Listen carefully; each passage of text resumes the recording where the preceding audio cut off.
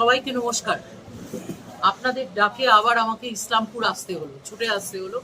আমার সঙ্গে রয়েছেন, আপনারা জানেন এটা হচ্ছে বিজেপির পার্টি অফিস। আমাদের সঙ্গে রয়েছে মাননীয় মণ্ডল সভাপতি এবং মণ্ডলের 2 সাধারণ সম্পাদক এবং মণ্ডলের 2 সহ সভাপতি এবং অন্যান্য সমস্ত কার্যকর্তারা এখানে রয়েছে। একটা জিনিস যেটা আনন্দের বিষয় সেটা হচ্ছে আমার সঙ্গে একটি মেয়ে বসে রয়েছে, তাকে রেস্কিউ করেছে আমাদের অনেক কার্যকর্তা মিলে। তাকে দেখা যাচ্ছিল কোর্টের একটা প্রেমাইসের মধ্যে সাসপিশিয়াস ওয়েতে ঘুরে বেড়াচ্ছে, এবং যখন তাকে ঘুরে বেড়াতে দেখে তখন কোর্টের কিছু লোকজন তারা সাসপিশিয়াস ওয়েতে দেখে আমাদের অনেক লোকজনকে ফোন টোন করে, কেননা আমাদের ছেলেরা অনেকেই লাভ জিহাদের বিরুদ্ধে কাজ করে আসছে। তারা সেখানে দৌড়ে যায় এবং একটা বিরাট সংখ্যায় প্রায় 200-300-500 লোক উপস্থিতিতে এই ভদ্রমহিলাকে, এই মেয়েটিকে, তাকে রেস্কিউ করা হয়।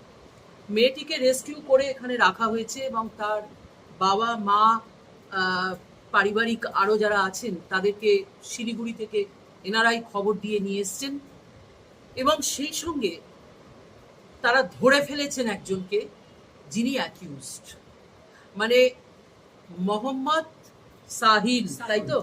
মোহাম্মদ সাহিল বলে একজন এখানে রয়েছে, তাকে এরা ধরে ফেলেন। এবং তার সঙ্গে একজন কন্ডুইট, যে পাঞ্জিপাড়াতে নাকি একটা বড় ধরনের ব্রথেলের দালাল, তাকেও তারা ধরে ফেলে, কিন্তু সে এসকেপ করে যায় আর সাহিলকে এখানে আটকে রাখা হয়েছে। আমরা বহুক্ষণ মেয়েটির সঙ্গে এবং তার বাবা মার সঙ্গে কথা বলে জেনেছি যে মেয়েটির বয়স আজকে 19 বছর, কিন্তু তখন তার বয়স ছিল 17 বছর, তখন থেকে কিন্তু এই মোহাম্মদ সাহিলের পরিবার এবং সাহিল এরা একটা গ্রুপ যারা বিভিন্নভাবে বিভিন্ন মেয়েকে তারা ব্রেন ওয়াশ করে। আজকে আমাদের মধ্যে যে মেয়েটি রেস্কিউ হয়েছে সেই মেয়েটি সমস্ত কিছু বলেছে যে কারা কারা এর মধ্যে ইনভলভ আছে, এবং আজকে সকালে মেয়েটিকে পাঞ্জিপাড়া নিয়ে যাওয়া হয়েছিল এবং কোর্টে নিয়ে গিয়ে ধর্মান্তরণ করার পেপার তৈরি করা হয়েছে, যে পেপারগুলি আমাদের কাছে আছে। মেয়েটিকে ধর্মান্তর করার প্রক্রিয়া সেটা আজকে আমাদের এই কোর্টে করা হয়েছে, এবং করার পর তাদের যেটা প্ল্যান ছিল সেটা হচ্ছে এই মেয়েটিকে পাঞ্জিপাড়ায় বিক্রি করা, এবং একটা সাজানো স্টোরি, একটা কাহিনী। সেই কাহিনীটা হচ্ছে যে আমরা বিয়ে করব, হিন্দু মেয়ে মুসলিম হবে, তার জন্য পেপার তৈরি করা এবং পাঞ্জিপাড়াতে নিয়ে গিয়ে তাকে আলটিমেটলি বিক্রি করা। আমরা কিছুদিন আগে দেখেছি ইসলামপুর থেকে 40-এর উপরে মেয়ে উদ্ধার হয়েছে, এবং আমরা জানি যে পাঞ্জিপাড়াতেও একটা বিরাট বড় ব্রথেল নেটওয়ার্ক চলছে কি চলছে না? চলছে। এবং যাদেরকে আজকে ধরা হয়েছে তাদের মুখ থেকে যাদের নাম আমরা পেয়েছি সেই নামগুলো লিখে আজকে তার মা, বাবা এবং পরিবার পুলিশের কাছে এখন যাবে, এবং এই সমস্ত কমপ্লেন্ট দেয়া হবে যেন এই নেটওয়ার্ককে ভাঙা হয়। মানে নেটওয়ার্কটা আমরা এরকম পাচ্ছি, নেপাল বর্ডার, সেখান থেকে আমরা পাচ্ছি শিলিগুড়ি, জলপাইগুড়ি, চা বাগান ইত্যাদি, দার্জিলিং মোড়, এবং সেখান থেকে ইসলামপুর হয়ে পাঞ্জিপাড়া। এটা কিন্তু মানে খুব বৃদ্ধি পেয়েছে, এবং আমরা বারবার এই জিনিসটা, এই লিঙ্কটা পাচ্ছি। কালকে রাতেও 2 মালদার মেয়ে উদ্ধার হয়েছে শিলিগুড়ি থেকে, আপনারা জানেন, এবং তার আগের দিন নাগরাকাটা চা বাগান থেকে 2 মেয়ে উদ্ধার হয়েছে, যাদেরকে ইসলামপুরের কোনো বিউটি পার্লারের কাজ দেবে বলে নিয়ে আসছিল। আজকে এই মেয়েটিকেও ধর্মান্তরণ করে বিয়ে করার প্রলোভন দেখিয়ে পাঞ্জিপাড়াতে বেশ কয়েক লক্ষ টাকায় বিক্রি করার জন্য তারা প্ল্যান প্রোগ্রাম করছিল, এবং যাকে ধরা হয়েছে, যে অ্যাকিউজড, তার একটা ভিডিও রয়েছে আমাদের কাছে, এবং সেই ভিডিওতে সে বলছে যে এত টাকায় মেয়েটাকে আমরা বিক্রি করব ঠিক করেছি। সে ভিডিওটা আমাদের চিত্তবাবুর কাছে আছে, এবং সেটা ইনভেস্টিগেট যারা করবেন তাদের হাতে দেয়া হবে। আপনাদের বিষয়টা প্রাথমিকভাবে জানালাম যে এই র্যাকেটটা মেয়েদেরকে কিভাবে মানে বেচা কেনার মধ্যে নিয়ে আসছে, এবং যেটা পশ্চিমবাংলার মুখ্যমন্ত্রী মাননীয় শুভেন্দু অধিকারী বারবার বলেছেন যে আমাদের বিজেপি সরকার এটাকে টলারেট করবে না, জিরো টলারেন্স। নারী সুরক্ষা, মেয়েদের ওপর অত্যাচার, মেয়েদেরকে ঘৃণ্য জঘন্যভাবে তাদেরকে বিক্রি করার প্রক্রিয়া, এগুলো আমরা করতে দেব না, বাংলার মাটিতে করতে দেব না।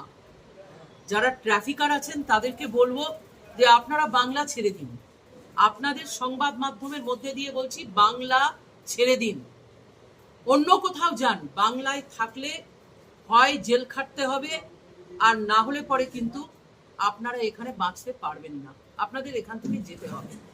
কেননা আমরা আমাদের ভূমি, পবিত্র ভূমি, আমাদের এই পবিত্র ভূমিকে কলুষিত আমরা করতে দেব না। তার জন্য আমরা বিশেষভাবে লেগে আছি।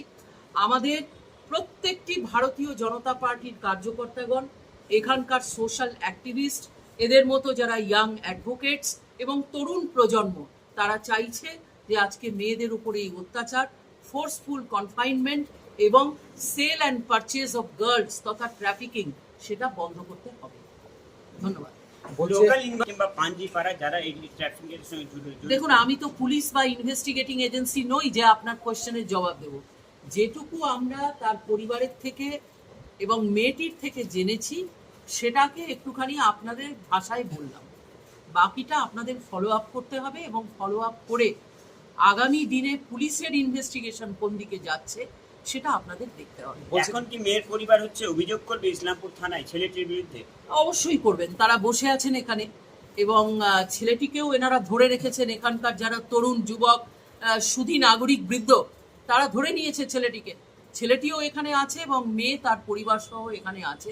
অবশ্যই তারা পুলিশে ইনফর্ম করবে, কেন পুলিশকে শক্ত হাতে ট্রাফিকিংয়ের যে নেটওয়ার্ক, সেই নেটওয়ার্ককে ভাঙার নির্দেশ মাননীয় মুখ্যমন্ত্রী শুভেন্দু অধিকারী দিয়েছে। বলছে কোথায় বাড়ি আর কি, এই সমস্ত ডিটেলস আপনারা শিলিগুড়ি থেকে আনা হচ্ছিল। বাড়ি বলতে শিলিগুড়ির দার্জিলিং মোড় থেকে মেয়েটাকে ফুসলিয়ে নিয়ে আসা হয়েছে, ইসলামপুর কোর্টে নিয়ে এসে সেখানে পেপার তৈরি করা হয়েছে। এই যে কনভার্সনের পেপার তো দেখালাম আপনার, তৈরি করা হয়েছে। পাঞ্জিপাড়া নিয়ে যাওয়া হয়েছে, সেখানে মেয়েকে দেখানো হয়েছে। তারপরে পছন্দ টছন্দ হলে তারপরে 2-3 লক্ষ, 5 লক্ষ, 10 লক্ষ যা টাকা পাবে সেই টাকাতে বিক্রি হবে। এটা ছিল প্ল্যান। কিন্তু সেই প্ল্যানটার যারা মাস্টার মাইন্ড, তাদেরকে তো আমরা ধরতে পারি না। আমরা মেয়েটাকে বাঁচিয়ে দিয়েছি, এবং যে accused, one of the accused, একজন তো পালিয়েছে, ওয়ান অফ দ্য অ্যাকিউজড তাকেও ধরে রাখা হয়েছে। সুধী নাগরিকগণ সেটা করেছেন। আপনাদের ইসলামপুরের মানুষ ক্ষিপ্ত হয়ে আছে এবং তারা সেটা করে দেখিয়েছেন। আর সেই সঙ্গে তারা নির্ভয়াদিকে ডেকেছেন। নির্ভয়াদিকে এই জন্য ডেকেছেন যে নির্ভয়াদির আর মানে ঘুম ছুটে গেছে, প্রতিদিন যেদিকে যায় সেদিকেই ট্রাফিকিং। সেই জন্য আমি এখানে এসেছি। কিন্তু এখানকার সুধী নাগরিক বৃন্দকে আমি সাধুবাদ জানাই যে তারা মেয়েটিকে বাঁচিয়ে দিয়েছে। সবচেয়ে বড় কথা হচ্ছে মেয়েটাকে বাঁচানো। কালকেও 2টো মালদার মেয়েকে আমরা জয়গাতে বিক্রি হয়ে যাচ্ছিল, আমরা বাঁচিয়ে দিয়েছি। তো এই মেয়েটাকে বাঁচানোটা খুব জরুরি। প্রথম কাজ সেটা হয়েছে। এবার ইনভেস্টিগেট করতে হবে যে কোথায়, কিভাবে, কেন, কি হয়েছে, কারা করছে।